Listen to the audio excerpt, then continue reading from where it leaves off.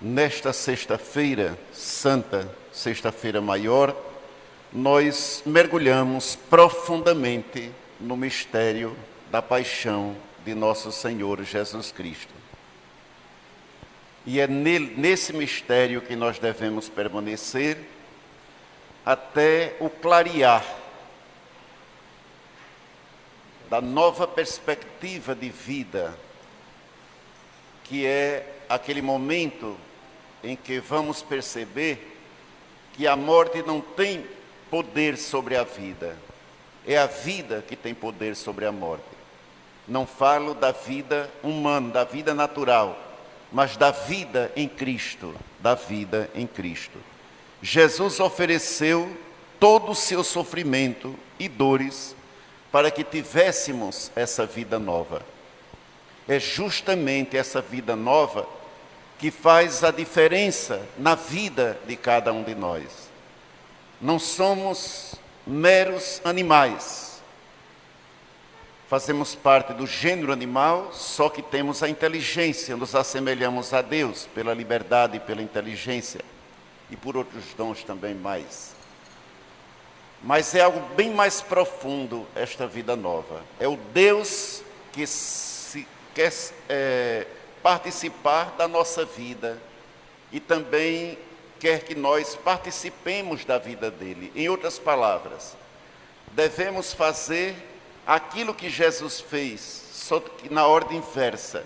Deus se despojou da humanidade, da divindade, e assumiu a humanidade na pessoa do seu Filho. E Ele quer que nós nos despojemos da nossa humanidade para assumirmos a divindade e assim nos tornarmos um com Cristo, como Cristo é um também com o Pai. A primeira leitura desta Santa Missa, tirada da profecia de Isaías, um dos cantos do servo sofredor, prefigura para nós o sofrimento de Jesus como um servo sofredor, desprezado, como o último dos mortais, homem coberto de dores e cheio de dor.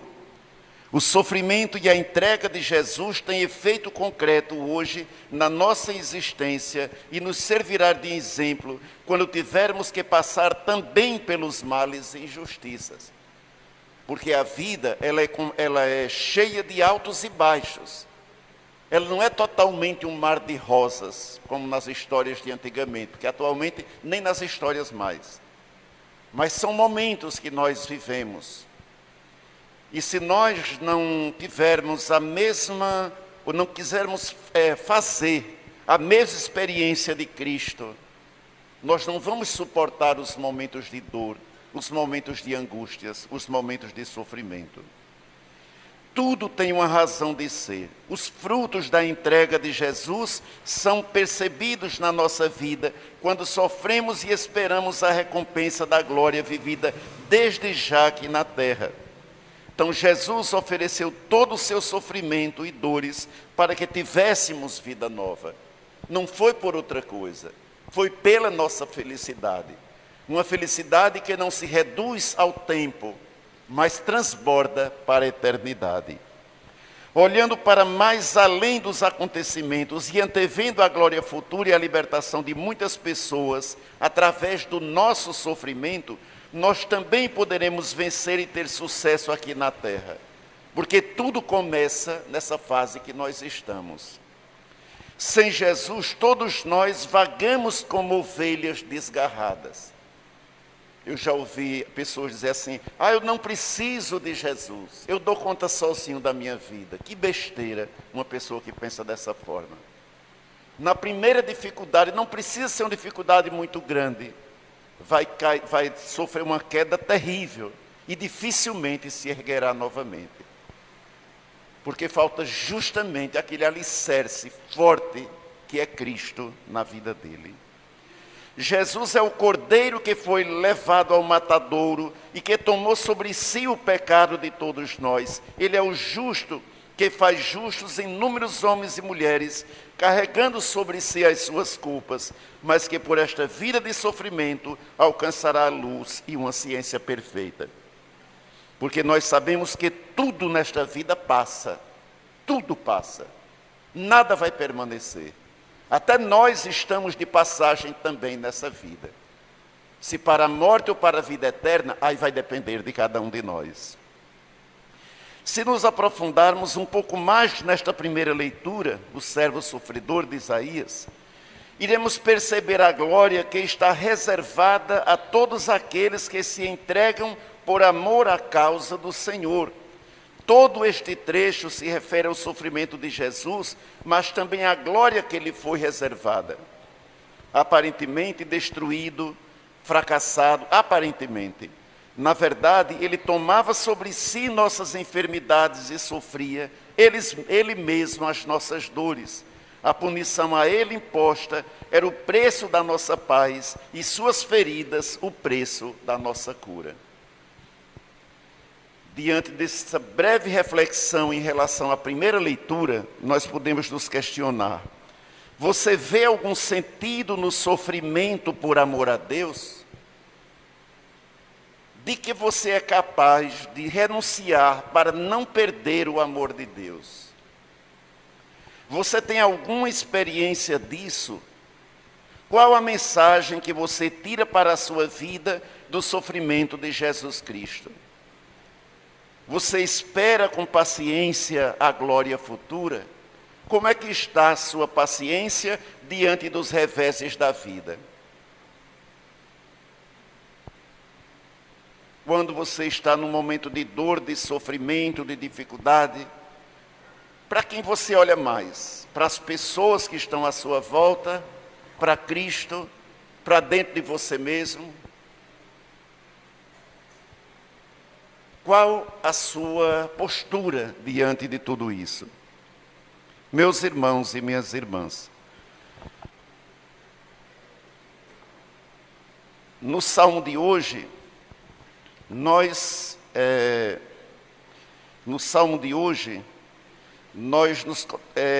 somos colocados dentro dessa experiência de Cristo, abandonado, humilhado, desprezado, mas confiante no Pai.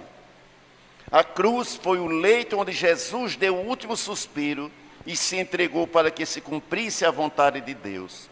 Por isso que para nós fica o conselho do salmista: fortalecei os corações, tende coragem, todos vós que ao Senhor vos confiais. Confiamos ou não, afinal, no Senhor? Quando estamos nos momentos de aperreios, a quem nós recorremos?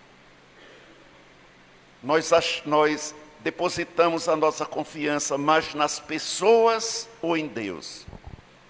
Lembre-se daquela passagem: maldito o homem que confia no homem, bendito o homem que confia no Senhor. Não é que nós não confiemos uns nos outros, não. Nós temos uma certa confiança de acordo com a responsabilidade de cada um. Mas confiar de verdade e plenamente, somente e tão somente no Senhor. Porque Ele sempre quer o nosso bem. A obediência de Jesus é para nós um parâmetro de perfeição. É isso que deixa entrever a segunda leitura desta Santa Missa. Aliás, dessa Santa Missa não, desta solenidade da Paixão do Senhor, porque hoje não é missa, hoje é a solenidade da Paixão do Senhor. Por causa da sua entrega a Deus e por tudo que sofreu, Jesus Cristo foi atendido nas suas preces e súplicas e entrou no céu como sumo sacerdote, a fim de interceder por todos nós. Então, Jesus foi obediente até o fim. A sua obediência, portanto, é para nós um parâmetro de perfeição a qual precisamos alcançar. Lembremos-nos, eu estou sempre trazendo à memória essa questão da apresentação do Filho no Monte Tabor. Este é o meu Filho, o escolhido. Fazendo uma ênfase naquele pedacinho: escutai o que ele diz.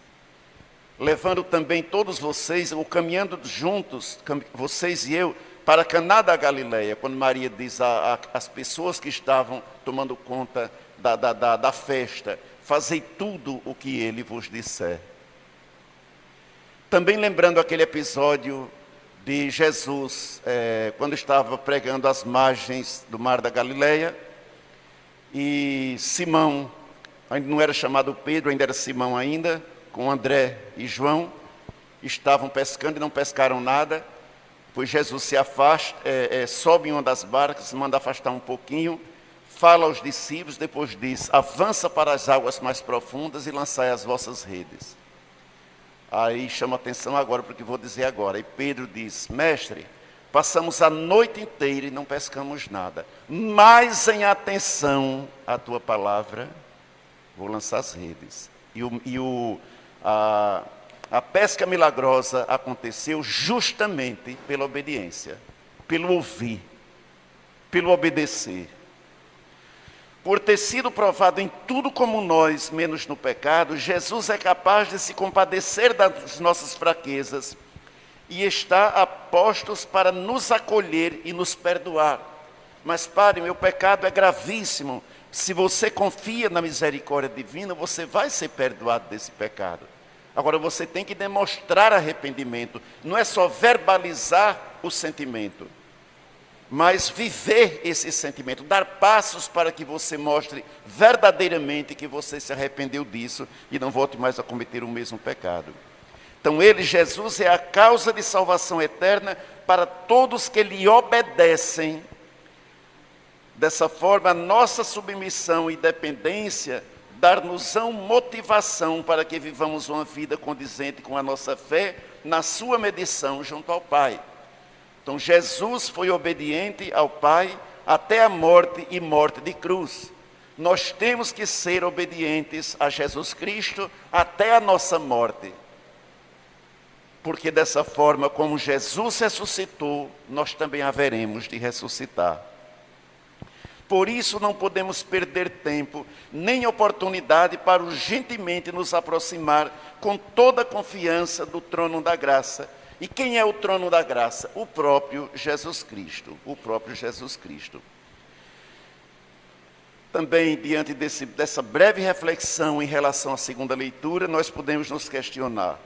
Você se sente abandonado, ou já se sentiu ou abandonada? De quem você está esperando a salvação? Das pessoas, do humano ou do divino? Lembremos-nos de que o humano, por mais que nos ame, não é capaz de fazer tudo por nós, não porque não queira, porque não pode.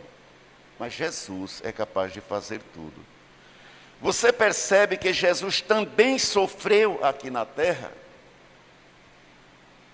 Faça um exercício de unir-se a Jesus e viver com Ele todas as dificuldades pelas quais você possa estar passando. Confie a Ele as suas misérias, suas alegrias, suas tristezas, seus pecados. Converse com Ele sempre que você puder. Não simplesmente na repetição das fórmulas de oração, orações que nós conhecemos, mas também numa conversa livre, tanto porque tudo nós podemos dizer a Ele, porque a misericórdia dEle é infinita. Meus irmãos e minhas irmãs, em muitos momentos da nossa vida, nós somos como Pedro, nós somos como Pilatos, nós somos como Judas, nós somos como Malco. Somos uma mistura de todos eles na geração presente. Vamos detalhar um pouquinho mais. O acontecimento da paixão e morte e sepultamento de nosso Senhor Jesus Cristo nos leva a meditar e tirar proveito de muitas mensagens para a nossa existência. Podemos perceber, por exemplo, assim como aconteceu na vida de Jesus, há um sentido para todas as ocorrências da nossa vida. Nada é por acaso, não. Jesus Cristo não foi preso. Foi sim, foi não. Ele não foi capturado, pelo contrário, Ele próprio se entregou aos homens para que se cumprisse tudo o que estava escrito, a fim de que a vontade do Pai se realizasse. Está no Evangelho de hoje, João. Assim, quando Jesus se entrega aos homens, na verdade, Ele estava se oferecendo ao Pai pela humanidade. Então é muito claro na narração da paixão através do evangelista João.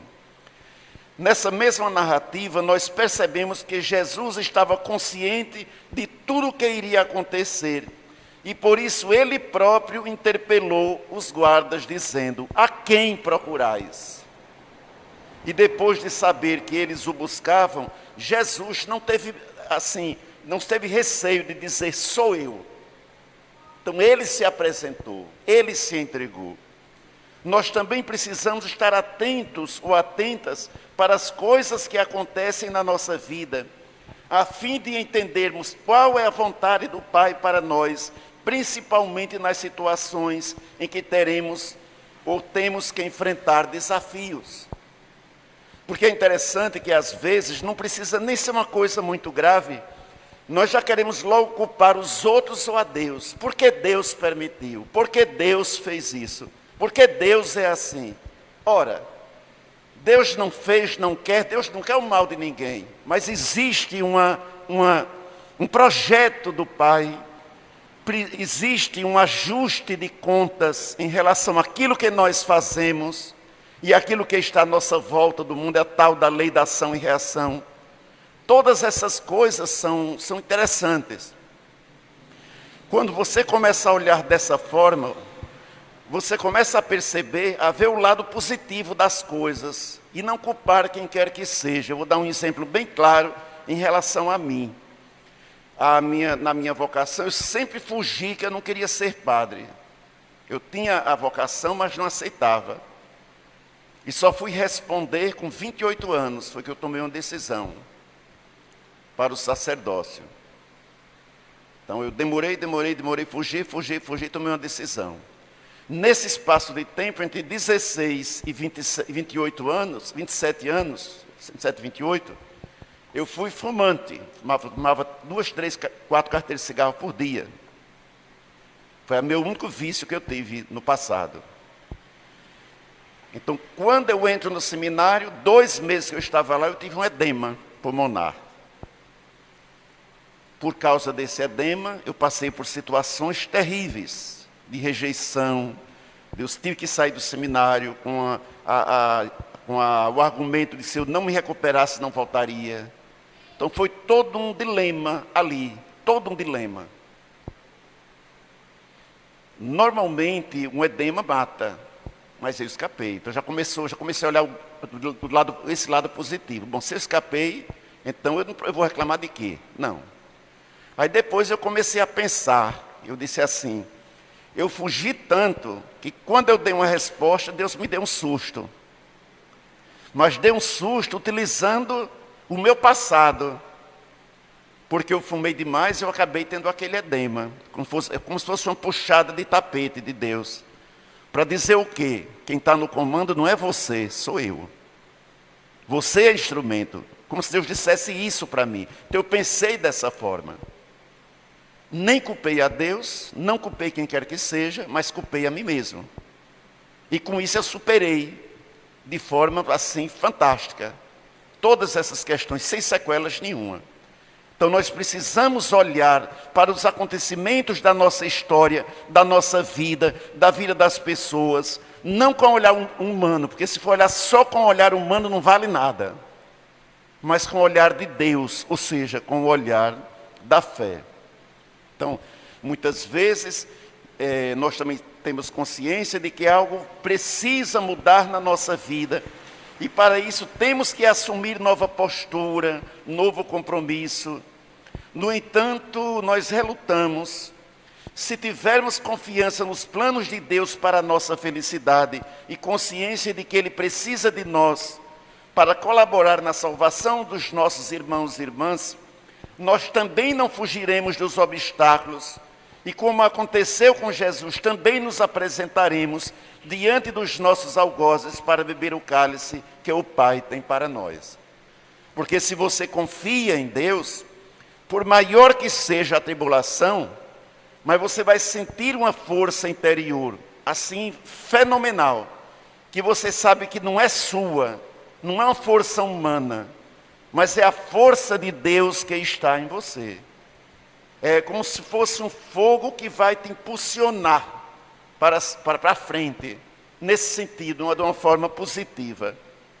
Então, com a continuação da história, vamos verificando que todas as coisas aconteceram coerentemente como o que já havia sido profetizado conforme as Escrituras. Então, você pegar os profetas, os salmos, os patriarcas, tudo vai apontar para Jesus. Então, tudo que foi acontecendo na vida de Jesus já foi profetizado lá atrás com o povo da Antiga Aliança.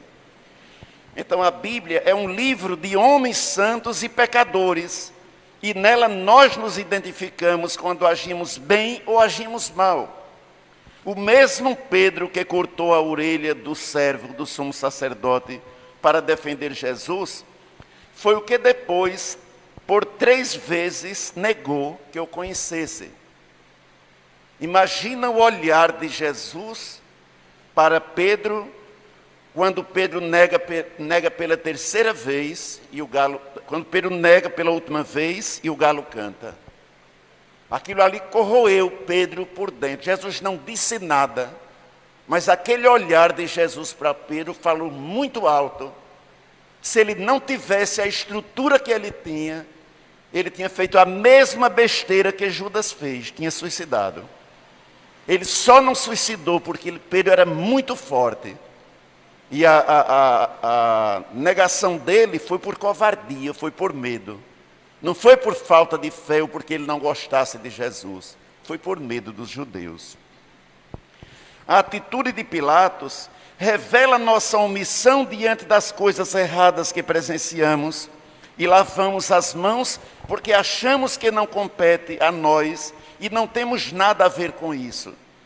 Diante de Pilatos, Jesus não se justificou, nem tampouco se acovardou, mas somente esclareceu: o meu reino não é deste mundo.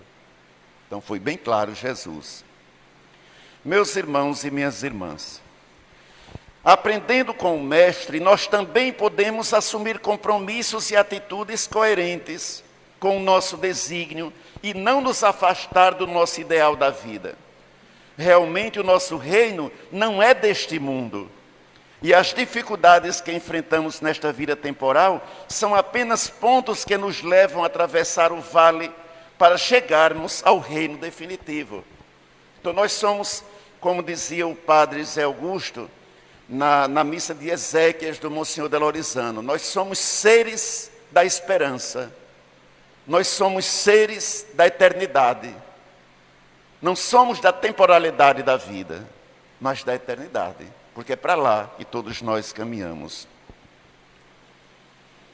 Somos os Pedro, Pilatos, Judas e Malco da nossa geração. Somos como Anás, Caifás e até como os guardas e a encarregada que guardava a porta do lugar onde Jesus estava. Todos nós temos o nosso posto, a diferença, porém poderá estar no modo como nós enfrentamos os desafios da nossa missão, com os olhos voltados para o alto, para beber o cálice que nos é apresentado, ou olhando somente para a terra, tentando nos livrar dos desafios, e vivendo como qualquer um dos mortais só para esta vida. Mas não nos esqueçamos, essa vida tem um fim, que é a vida natural. Todos nós haveremos de deixar essa vida natural para trás, quer queiramos ou não. Não nos enganemos. Não vivamos nessa terra como se fôssemos permanecer eternamente nela, porque não vamos permanecer eternamente nela. Façamos nesse resto de dia, até amanhã, claro, uma releitura dessa narrativa de João e com bastante atenção, procuremos perceber os pontos que para nós devam ser mais importantes e que sirvam de exemplo ou exemplos e mensagem para a nossa vida atual. Porque o nosso futuro depende, ou o resto de dias que nos falta, depende da nossa atualidade. Prestemos atenção nas atitudes e nas palavras de Jesus, nas atitudes dos discípulos, principalmente Judas e Pedro, nas atitudes das autoridades, na omissão de Pilatos, na manifestação do povo, que disse: Hosana nas alturas, bendito que vem em nome do Senhor, quando Jesus entrou em Jerusalém. Aí depois levantou as mãos e disseram: mata esse homem, e solta um assassino, que era Barrabás. Olha,